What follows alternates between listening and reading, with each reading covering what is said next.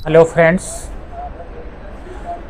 हम लोग आजकल डायबिटीज़ मेलाइटिस के बारे में डिस्कस कर रहे हैं। एक बड़ा वीडियो मैंने बनाया था जो डायबिटीज़ का इंट्रोडक्टरी वीडियो था। उसको बहुत सारे लोगों ने देखा, लेकिन लोगों का कहना है कि एक ही बार में बहुत बड़ा वीडियो बन जाता है, तो देखते देखते बोर हो जाते हैं हम लोग। छोटे छोटे वीडियो बनाइए। तो एक छोटा वीडियो मैं बनाने जा रहा हूँ। ये है गेस्टेशनल डायबिटीज़ मेलाइटिस पे ये वीडियो है। और मेरे आप्स गायनी के जो फ्रेंड्स हैं, उन लोगों ने भी मेरा वीडियो देख के, जो डायबिटीज़ पे इंट्रोडक्टरी वीडियो मैंने बनाया था, उन लोगों ने भी काफ़ी रिक्वेस्ट की कि गेस्टेशनल डायबिटीज़ मेलाइटिस पे एक वीडियो बना के हमें दीजिए जिसमें ऑथेंटिक जानकारी है। तो फ्रेंड्स, गेस्टेशनल डायबिटीज़ मेलाइटिस जो है एक डायबिटीज़ मेलाइटिस है जिसमें हाइपरग्लाइसीमिया होती है जब पेशेंट प्रेग्नेंट होता है। प्रेगनेंसी के पहले पेशेंट को हाइपरग्लाइसीमिया नहीं होता है।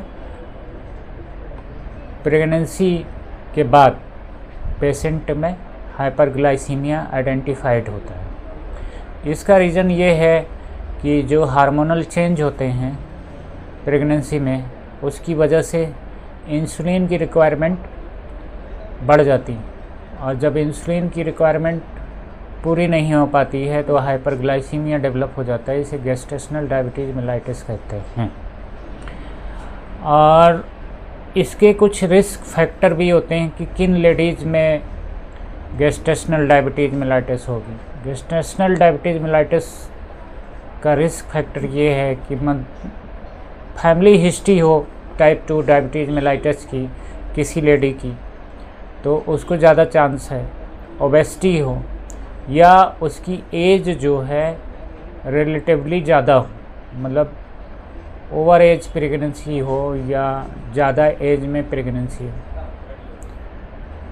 अगर गेस्टेशनल डायबिटीज़ मेलाइटिस का ट्रीटमेंट ना किया जाए तो आगे लेडी में भी, प्रेग्नेंट लेडी में भी और बेबी में भी काफ़ी कॉम्प्लिकेशन हो सकते हैं।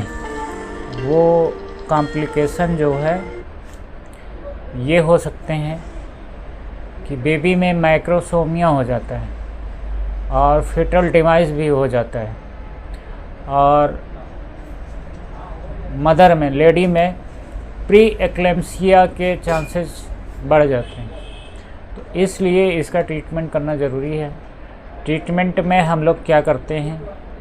ट्रीटमेंट में हम डाइट, एक्सरसाइज सही करते हैं, लाइफस्टाइल मॉडिफिकेशन करते हैं, और ज़रूरत पड़ने पे फार्माकोलॉजिकल थेरेपी भी देते हैं, मतलब मेडिसिन या इंसुलिन देते हैं। और after delivery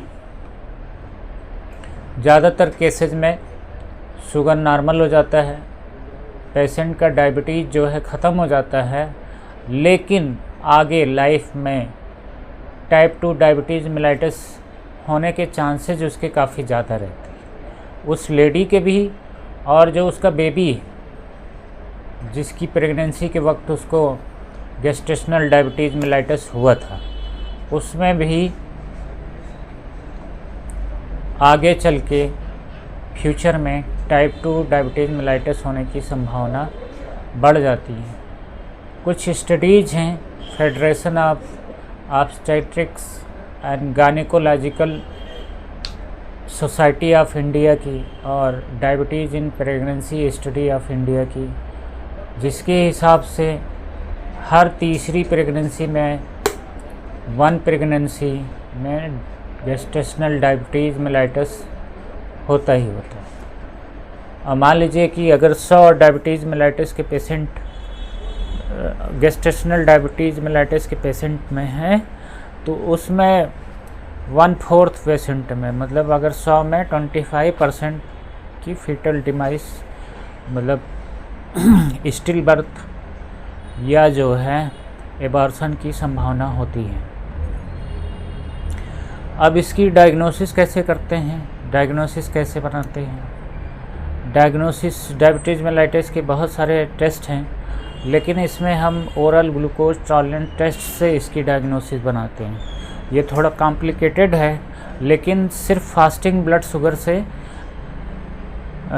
gestational diabetes mellitus की डायग्नोसिस नहीं बना पाएंगे, क्योंकि कुछ ऐसे रीजन होते हैं जिसकी वजह से फास्टिंग शुगर जो है गेस्टेशनल डायबिटीज़ मेलाइटिस में नॉर्मल आता है, लेकिन पोस्ट प्रेंडियल जो शुगर होता है वो बढ़ जाता है। तो हम लेडी को 8 घंटे का फास्टिंग कराते हैं, फास्टिंग ब्लड शुगर लेते हैं, फिर 75 मिलीग्राम ग्लूकोज देते हैं।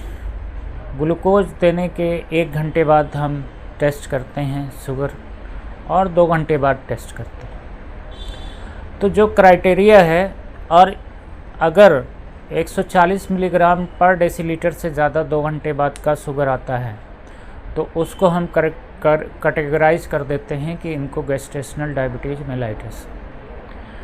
और जो क्राइटेरिया है हमें गेस्टेशनल डायबिटीज़ मेलाइटिस में HbA1c, हमें ऐसा ट्रीटमेंट करना चाहिए कि HbA1c 6 से कम हो, और ओरल ग्लूकोज टॉलरेंस टेस्ट में 1 घंटे के बाद जो RBS आए वो 140 से कम हो, और 2 घंटे बाद जो आए वो 120 से कम हो, और FBS गेस्टेशनल डायबिटीज़ मेलाइटिस में 95 से कम होना चाहिए। ये हमारे गोल होने चाहिए फीटल और मैटरनल वेलबीइंग के लिए। ये हमारी डायग्नोसिस हो गई, इससे डायग्नोसिस हम बना लेंगे। ये क्राइटेरिया हो गया। ट्रीटमेंट क्या होता है? ट्रीटमेंट देखिए, इनिशियल ट्रीटमेंट ऑफ चॉइस जो है इंसुलिन होनी चाहिए, क्योंकि मेटफॉर्मिन जो है प्लेसेंटा क्रॉस कर जाता है इजली, और कुछ न कुछ कॉम्प्लिकेशन तो करता है। तो अर्ली ग्रोइंग पीरियड जो है 12 वीक तक हमें सिर्फ इंसुलिन को, पेशेंट को इंसुलिन पे रखना है। उसके बाद हम मेटफॉर्मिन ऐड कर सकते हैं, या मेटफॉर्मिन अगर पेशेंट नहीं चाहता कि हम इंसुलिन लें तो उसे मेटफॉर्मिन पे रखा जा सकता है। दूसरी दवा जो है जो दी जा सकती है वो ग्लाइबुराइड है।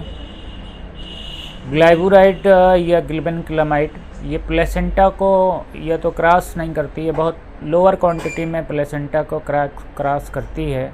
तो अगर ऐसी लेडी है जो इंसुलिन नहीं लेना चाहती है तो उसको हम पहले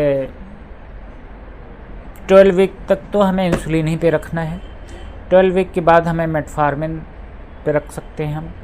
एक्सरसाइज, डाइट कंट्रोल, मेटफॉर्मिन, इसके बाद भी अगर उसका FBS और RBS कंट्रोल नहीं होता है तो हम गिल्बेनक्लामाइड भी ऐड कर सकते हैं 5 मिलीग्राम।